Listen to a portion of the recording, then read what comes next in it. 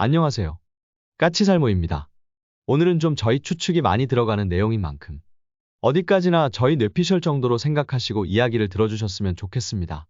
며칠 전인 11월 5일에 북한이 대구경 다련장인 KN-25를 발사하자 우리나라는 그에 상응해서 현무 미사일을 발사하고 그 모습을 공개했는데요. 그런데 이번에 발사한 현무 미사일은 평소에 발사하던 미사일과는 좀 다릅니다. 간단하게 말해서 기존에도 우리나라는 여러 번 현무 탄도미사일을 발사했지만 주로 공개된 발사 모습은 현무2A였습니다. 그런데 이번에 공개한 현무는 현무2B입니다. 제가 그걸 어떻게 아냐고요. 군에서 이번에는 특별하게 현무2B를 발사했다고 발표했으니까요. 물론 우리 군이 현무2B를 발사한 이유는 북한이 발사한 KN-24가 사거리 400km의 대구경 다련장이고 우리는 그에 상응하는 무기로 사거리 500km의 현무2B를 발사했다고 했는데요. 그런데 하필 지금 이 시기에 평소에는 발사하지도 않던 현무2B를 발사했냐는 거죠. 그럼 평소에는 현무2B를 발사하지 않았느냐라고 물으신다면 네, 평소에는 현무2B를 발사하지 않았습니다. 사진을 보시면요. 사진의 오른쪽이 현무2B이고 왼쪽이 현무2A입니다. 육안으로도 확인이 되는데요. 솔직히 저도 처음에 이 기사를 접하고도 평소에 하던 대로 북한의 미사일 발사에 상응해서 발사하는구나 하고 그냥 넘어갔습니다. 그런데 언뜻 보니 제가 평소에 봐왔던 현무와는 모습이 다른 겁니다. 그래서 자세히 알아보니 평소에 발사하던 현무2A가 아니었다는 걸 알게 된 겁니다. 솔직히 국방부에서 현무2B를 발사했다고 정확히 이야기했지만 우리 언론 대부분에서는 그냥 현무 미사일을 발사했다고만 나왔기 때문입니다. 그리고 사진에 보시는 것처럼 현무2B와 현무2A는 캐니스터의 모습이 육안으로도 구분이 될 정도로 다릅니다. A형은 칸막이 같은 게 측면에 있는 것에 반해서 B형은 없습니다.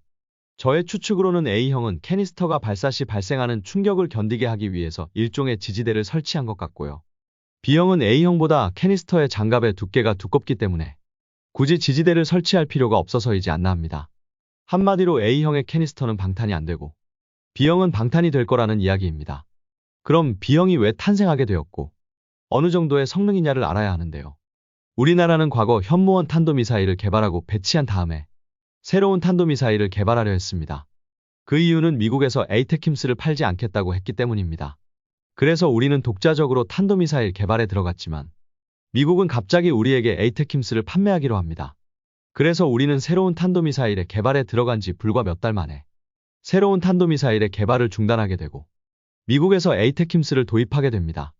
그래서 우리는 한참 동안을 새로운 탄도미사일의 개발을 중단하게 됩니다. 그러다가 북한의 도발 수위가 높아지면서 급하게 개발한 게 현무2A입니다. 그러나 이 미사일은 급하게 개발되면서 성능적으로 상당히 미흡한 점이 많았습니다. 그리고 슬슬 기존 현무원 미사일이 낡아지면서 기존 현무 미사일을 대신해서 대량 응징 보복에 사용할 미사일이 필요해졌습니다. 그래서 개발된 게 현무2B인데요. 이 미사일은 기본적으로 알려지기로는 현무2A가 사거리가 300km인 것에 반해서 사거리는 500km로 증가했고 그리고 처음에 이 미사일이 공개되었을 때는 사거리가 늘어난 만큼 탄두 중량이 줄어들었다는 이야기도 있었지만 오히려 현무2A형에 비해서 탄두 중량이 늘었습니다. 그래서 기존의 A형이 탄두 중량이 500kg인 것에 반해서 B형은 탄두 중량이 1톤으로 늘었고 무엇보다도 A형이 단일 고폭탄의 탄두를 가지고 있는 것에 비해서 대량 응징 보복에 사용하기 위해서 확산탄으로 탄두를 변경하게 됩니다. 참고로 대량 응징 보복이라는 건 만일 북한이 우리나라에게 생화학 무기를 발사해서 우리나라의 많은 국민을 사상하게 되면 그에 상응해서 우리도 북한 평양에 미사일을 발사해서 많은 수의 북한 주민을 살상하겠다는 대응 전략으로 기존에는 우리는 그 임무를 현무원 미사일을 사용하고 있었고 그래서 현무원에는 자탄이 내장된 확산탄이 탑재되어 있습니다. 그리고 기존 현무원 미사일의 임무를 대신해서 대량 응징 보복을 위해서 개발된 게 현무2B인데요. 그래서 현무2B도 확산탄을 사용하고 있고 당연히 대량 응징 보복에 사용하려면 최대한 넓은 면적을 공격할 수 있어야 하고 그래서 A형보다 탄두 중량도 더 증가한 것입니다. 그래서 평소에는 쉽게 발사할 수 없는 미사일이 현무2B입니다. 당연한 게 대량의 확산탄을 내장하고 있기 때문에 평소에는 쉽게 사용할 수 없고 그래서 우리나라도 평소 훈련에는 주로 현무2A를 사용해왔던 겁니다. 그러다가 이번에 실로 오랜만에 발사를 한 건데요. 그런데 웃기는 건 A형과의 관계입니다. 두 미사일은 캐니스터의 크기도 거의 비슷하기 때문에 미사일의 크기도 거의 같은데요. 문제는 A형은 사거리 300km의 탄두 중량은 500kg인 것에 반해서 B형은 사거리 500km의 탄두 중량도 늘어서 1톤이라는 것입니다. 그래서 B형은 성능이 A형에 비해서 대폭 높아진 건데요. 물론 일부 비공식적인 소식통에 따르면 당연히 A형의 실제 사거리는 300km가 아니라는 이야기가 많지만 뭐 확인할 수는 없는 부분이고요. 그렇다고 해도 분명 B형이 A형에 비해서 성능이 대폭 올라갔음을 알 수 있습니다. 그래서 미사일의 크기나 형태만 같을 뿐 B형은 A형과는 다른 완전히 새로 개발된 미사일이라는 이야기가 많습니다. 새로운 고체 추진제, 그리고 새로운 로켓 엔진이 적용되었을 거라는 이야기입니다. 그리고 일각에서는 B형부터 적의 방공망을 돌파하는 회피기동이 가능하다는 이야기도 있습니다. 우선 저도 확인한 게 B형은 탄도미사일의 최대 도달 고도가 상당히 낮습니다. 대략 60km로 사거리 500km의 탄도미사일로는 최대 도달 고도가 상당히 낮은 건데요. 실제로 이런 모습은 러시아의 이스칸더 미사일에서도 볼 수 있는 모습입니다. 이스칸더 미사일도 최대 도달 고도가 40km 정도로 상당히 낮은 모습을 보입니다. 그래서 최소한 현무2 B형이 일반적인 타원형의 탄도 비행을 하지 않음을 알 수 있는데요. 그러나 그 회피 기동이 어느 정도인지는 확인할 수 없으며 분명한 건 B형부터는 어떤 형태든 적의 방공망을 돌파하는 기동을 하고 있음은 분명해 보입니다. 그런데 문제는 왜 하필 지금 시기에 이 미사일을 발사했냐는 것입니다. 물론 우리 군의 공식적인 입장은 북한이 사거리 400km의 대구경 다련장을 발사했기 때문에 우리도 그에 상응하는 무기를 발사한 거라고 이야기하고 있지만요.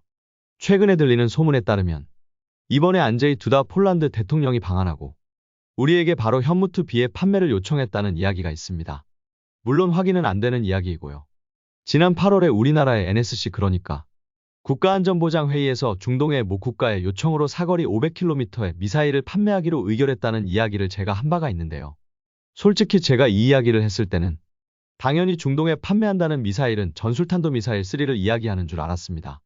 전술탄도미사일 3는 직경 900mm의 사거리는 1000km가 안 되는 미사일로. 그래서 당연히 이 미사일을 이야기하는 줄 알았는데요.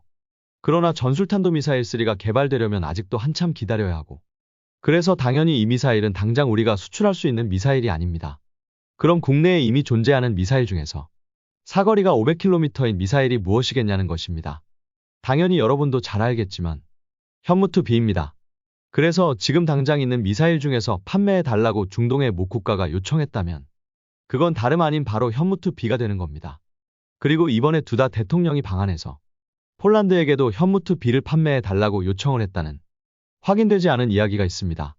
결론은 8월에 있었던 NSC 회의에서 수출하기로 의결한 미사일이 다름 아닌 현무2 B라는 이야기이고 당연히 중동에도 판매하니 우리나라에게도 판매해달라고 폴란드가 요청을 했다는 이야기입니다. 이게 어느 정도의 신뢰성이 있는 이야기인지는 저로서는 확인할 수는 없으나 분명한 건 현무2 B는 쉽게 판매하지 못하는 무기입니다.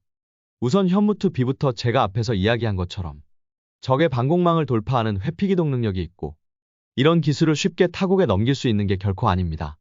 물론 우리나라의 탄도미사일 중에서 완전한 회피기동 능력을 가진 건 현무2C부터이고 그래서 현무2 B에는 상대적으로 현무2 C보다는 떨어지는 성능의 회피기동 능력을 가지고 있을 가능성이 높지만 그렇다고 해도 여전히 우리에게는 전략기술임에는 틀림없는 사실이고 이런 기술이 내포된 전략미사일을 판매한다는 게 가능한 일인지 의문이고요.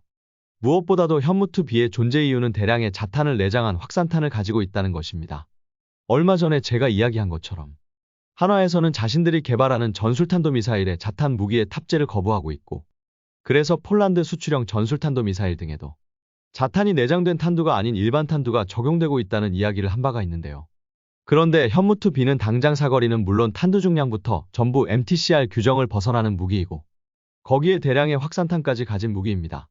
그리고 만일 현무2 B의 탄두를 일반 고폭탄으로 변경해서 판매를 한다면 그건 현무2 B의 존재 의미가 없는 무기에 불과할 뿐이고요.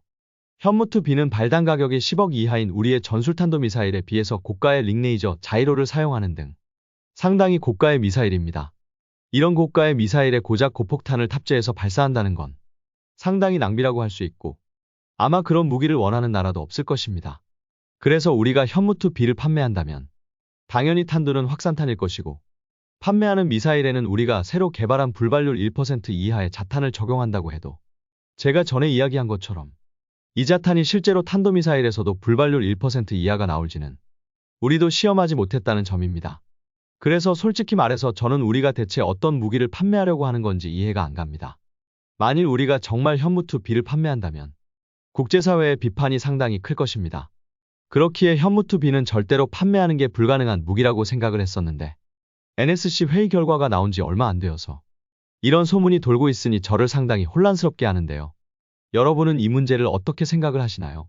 과연 정말 우리 정부가 현무투비를 판매하려고 할까요? 그리고 만일 우리가 이걸 판매하려 한다고 해도 국제사회의 비판이 상당히 심할 텐데 이 문제를 어떻게 극복해야 하는 것일까요? 솔직히 이해가 안 가는 건 왜 갑자기 우리가 국제사회의 비판까지 무릅쓰고 이런 무기를 판매하려 하느냐는 것입니다. 굳이 판매하지 않아도 될 무기를 말입니다. 당장 보세요.